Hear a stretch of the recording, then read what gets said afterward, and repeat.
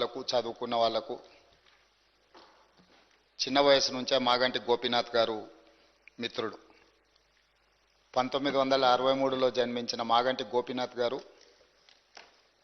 విద్యార్థి రాజకీయాలలో చురుగ్గా ఉండడమే కాకుండా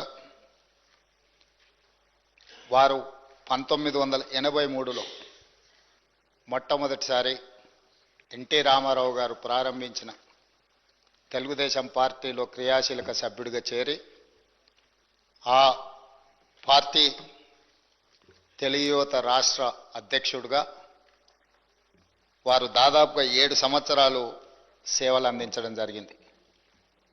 1985 నుంచి 1992 వరకు తెలుగు యువత అధ్యక్షుడిగా, ఎన్టీ రామారావు గారి యొక్క పరమ భక్తుడిగా, వారికి నమ్మకమైన విశ్వాసపాత్రుడైన ఒక బంటుగా ఎన్టీ రామారావు గారితోని మాగంటి గోపీనాథ్ గారికి సత్సంబంధాలు ఉండే.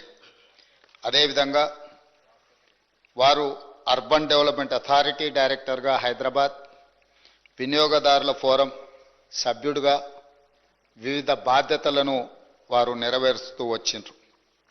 అదేవిధంగా వారు సినిమా రంగంలో నిర్మాతగా, విద్యార్థి రాజకీయ నాయకుడిగా, ప్రజాప్రతినిధిగా తెలుగుదేశం పార్టీలో ఎదిగి సినీ నిర్మాతగా కూడా వారు రాణించడం జరిగింది. అధ్యక్ష, పాత బస్తీ 1995లో సినిమా తీవడము, అదేవిధంగా రవణ 2000 సంవత్సరంలో నటశేఖర కృష్ణ గారిని హీరోగా పెట్టి వారు ఒక గొప్ప చిత్రాన్ని నిర్మించడం, భద్రాద్రి రాముడు 2004లో, నా స్టైలే వేరు 2009లో ఇలాంటి తెలుగు సినిమాల నిర్మాతగా కూడా వారు రాణించడం జరిగింది.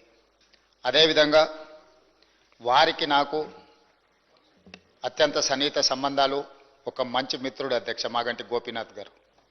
2014 సంవత్సరంలో నేను రెండవసారి శాసనసభ్యుడిగా, మాగంటి గోపీనాథ్ గారు మొట్టమొదటి శాసనసభ్యుడిగా ఈ సభలో మొట్టమొదటి తెలంగాణ రాష్ట్ర శాసనసభలో కలిసి పనిచేయడం జరిగింది.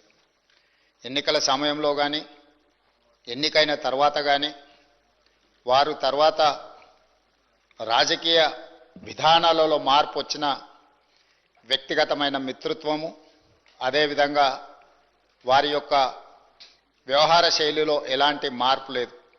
ఒక మిత్రుడిగా 2014, 2018, 2023 3 సార్లు శాసనసభ్యుడిగా ఎన్నికై హ్యాట్రిక్ సాధించిన శాసనసభ్యులలో చాలా తక్కువ మందిలో మాగంటి గోపీనాథ్ గారు ఒకరు. ఈరోజు అనుకోని పరిస్థితుల్లో వారు అకాల మరణం చెందడం ఈ సభలో ఉన్న సభ్యులకే కాదు, వారి కుటుంబానికి, జంట నగరాలలో పేదలకు వారి లేని లోటు ఈరోజు మనందరం చూస్తున్నాం. జూన్ 8న వారు మరణించడం జూబ్లీహిల్స్ నియోజకవర్గ ప్రజలకు తీరని లోటు, అదేవిధంగా వారి కుటుంబానికి, వారి సోదరుడు, వారి తల్లి, వారి భార్య, కుమార్తె, కుమారుడు, వాళ్ళ కుటుంబ సభ్యులకు ఒక తీరని లోటు. ఎందుకంటే అకాల మరణం ఆ కుటుంబానికి తీరని దుఃఖాన్ని తీసుకొచ్చి పెట్టింది.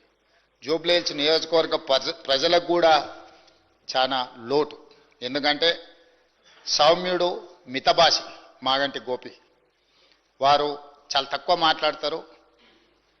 Subscribe us and press the bell icon for more interesting updates.